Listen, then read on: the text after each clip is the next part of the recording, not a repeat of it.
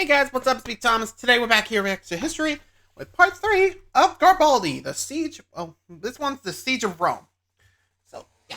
So, if you guys remember last time, Garbaldi was just basically having some fun in South America, getting married to Anita, and helping out whenever he can. But now, he's about to take the fight to Italy now, with the siege. So I don't know how that's going to go for him and Anita, so let's find out. Be sure to like, subscribe for more. Hope you enjoy. Here we go. April 1849. 2 months before, the assassination of a Vatican official had spurred revolution. Masses had flooded the streets and seized government buildings, putting a tricolor flag into the statue of Marcus Aurelius. The Pope had fled, and the Roman Republic declared. But now, multiple armies are coming to crush Rome. And all hope seemed lost. That is until Garibaldi's arrival. For the people have heard of his revolutionary adventures in South America, about his legendary red shirts, about how he'd been captured and tortured by the Brazilians, and once fought an army thousands strong with only 190 men. He appears now larger than life, his long hair and hat disguising a bullet scar on his neck, his battle-hardened wife Anita riding beside him. Yet, many among Garibaldi's proud band will soon be corpses, scattered amongst the rubble of the ancient city. For the French are coming, and bringing heavy guns with them. Hence the siege. Incoming. Thanks so much to Nebula for continuing to be the best deal in streaming, and bonus, we put all of our extra histories up there a whole week early and without ads like, you know, this one. Fair. 1 year earlier, when Garibaldi first arrived back in Italy after 14 years' absence, he didn't receive the welcome he'd expected as an internationally famous revolutionary. In fact, his official reception was the opposite of the one he'd eventually get in Rome, that is to say, frosty. See, he'd returned because the time seemed right for him to continue his struggle for Italy, and the election of a new pope, Pius IX, in 1846 had raised hopes, since he appeared open to liberal reforms. Then a season of revolution began. First, Sicily rose in revolt against its monarch from the French House of Bourbon and began setting up a constitution. Then, similar uprisings flared across Italy, from Venice to Lombardy to Modena and Reggio. The people of Tuscany thronged the streets, successfully pressuring their Grand Duke to issue a constitution, and the people of Piedmont Sardinia followed suit. In Milan, civilian militias drove the Austrian army out of their city in 5 days of brutal street fighting, immortalized as the 5 Days of Milan, triggering an Austrian intervention that began the First War of Italian Unification. This was the beginning of what Garibaldi's friend, the radical head of Young Italy, Giuseppe Mazzini, dubbed the Risorgimento, or Resurgence, a term that would lend itself to both the era and the process of Italian unification. But just... well, let it go to show you, Napoleon may have been a dictator to the rest of the world, but he definitely searched out the ideas of unification, or in this case, democracy. So, basically, he may have said he stopped the revolution, but spread that revolution everywhere. So, you can see what's up. Yeah, those monarchs better be counting their days or adapting, because otherwise, bye-bye. Anyway.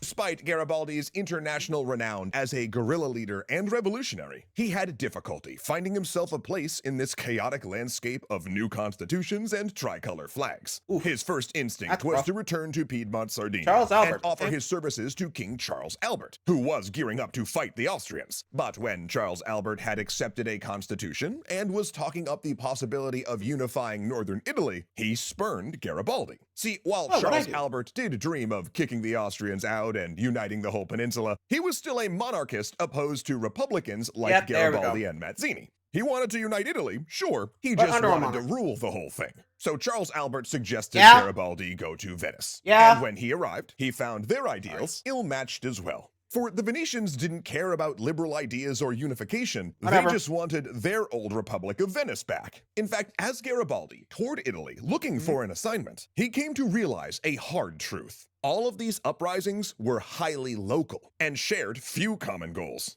He wound up instead in the service of Milan, who let him recruit 500 volunteers, but provided no weapons or funds to equip them. Plus, rather than red shirts, they had to temporarily settle for a load of billowy white ones that made them look a bit like, he observed, a battalion of cooks. There, he tried to demonstrate the guerrilla tactics he'd learned in South America, and prove their viability in fighting against Austria. But his small successes were overshadowed by major Austrian victories, breaking Charles Albert's Piedmontese army army Emmanuel and II. forcing him to abdicate in favor of his son, Victor Emmanuel II.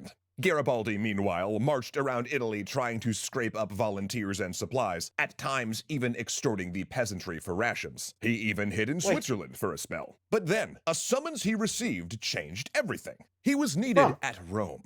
In February, a revolutionary had stabbed a powerful Roman government official to death. Sort of a tradition around those parts back then, triggering a citywide uprising. Crowds seized the squares, and Pope Pius fled in a coach, literally wearing, no joke, a big pair of glasses as a disguise. For the government, the rebels voted in a representative assembly and triumvirate that included Mazzini as one of its 3 heads. So now, Garibaldi had his battleground, the eternal city of Rome.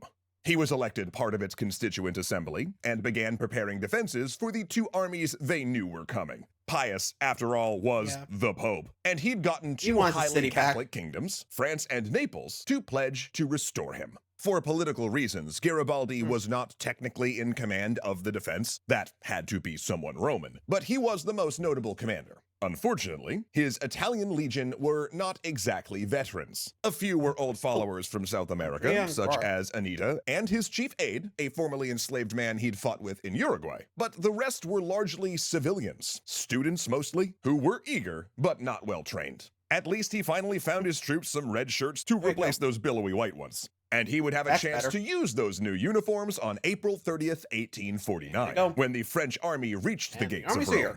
The French had assumed the Republic troops would flee at first volley. They carried no scaling ladders or siege tools. In fact, they were so sure there wouldn't be a fight that when the first pair of cannons fired at them from the walls, a French officer dismissed it as a noonday gun. The ancient walls lit up with gunfire, cutting the lead French to ribbons. Then Garibaldi's red shirts sallied out in a frontal charge. "Come on, boys," Garibaldi yelled, waving his saber atop his white horse. "Put the French to fight like a massive carrion. Forward with the bayonet." Red shirts barreled into the enemy, stabbing and firing, even clawing at their foe with their fingernails. Stunned, the French called retreat, leaving 500 casualties and over 350 prisoners. Garibaldi requested to follow up the attack, but Mazzini, determined to show their war was defensive, called a ceasefire. Instead, Garibaldi was sent to halt the expeditionary force coming from Naples. His legion successfully stopped the Neapolitans in a brutal 3-hour fight on May 9th, then defeated it a second time 10 days later, sending it into full retreat. But it was only buying time. The French were only negotiating as they waited for a contingent of 30,000 reinforcements. And on June 3rd, the French broke the truce a day early in a massive assault. Garibaldi met them everywhere. He battled them on his white horse, turning exquisite villas into forts, and fighting through the plazas and alleys of the old city. More than once, his red shirt hid injuries, so his men did not know he'd been wounded. Anita continued to prove her worth, taking command of a red shirt detachment to drive off an attack. But there were losses as well. His aide and companion from Brazil, who had liberated himself from slavery, died in the defense. Another of his favorite aides, a boy of 21 who had written the lyrics to a new patriotic song that Garibaldi liked to hum in combat, took a bullet in the thigh. Despite an amputation, the youth died a lingering death of gangrene, never knowing that his song would eventually become Italy's national anthem. Things turned even worse on day 2, when the French took a hill overlooking Rome, allowing them to bombard the city with heavy artillery. Yet even as friends fell dead around him, Garibaldi remained defiant. Each dawn, he went to the wall to smoke cigarettes, letting the snipers take shots at him. He took over a villa as his headquarters, and despite the shelling, invited officers to attend elaborate multi-course dinners in the garden. Attendance was sparse, however, as several nights in a row, officers eating with Garibaldi were eviscerated by artillery. But by the end of June, even the indomitable Garibaldi could see that the Roman Republic was no longer tenable. His friendship with Mazzini had also broken as they argued over policy and strategy. Mazzini's monetary policies had caused hyperinflation, and Garibaldi was furious that the triumvirate had fallen for the bad faith negotiations France had used to recover from their early loss. On June 30th, he slammed into a meeting of the triumvirate, still covered in blood from fighting in the streets. The trio was discussing whether to keep fighting in Rome, evacuate and start guerrilla operations in the mountains, or surrender. Garibaldi insisted they evacuate, then continue the fight. "Wherever we go," he said, "that will be Rome." Mazzini and the others opted for a negotiated surrender. And Garibaldi, battered, bleeding, his friends dead, and his Anita weak from another pregnancy and illness, left Rome with 4,000 troops, those that would fight on. But some, like Anita, would not fight for much longer. And if you want to see... You know where that goes. I think that's the next part, the cost of war, so we'll be seeing that later. Sheesh, man. Garbaldi's just fighting, and the others just like, oh, we're just surrendering. Like, dude, ouch. Man, I'm not sure how this is gonna end, but we only got 2 more parts to go. Cost of war and what's left. So I guess we'll see what happens later. But for now, thanks for watching. See ya.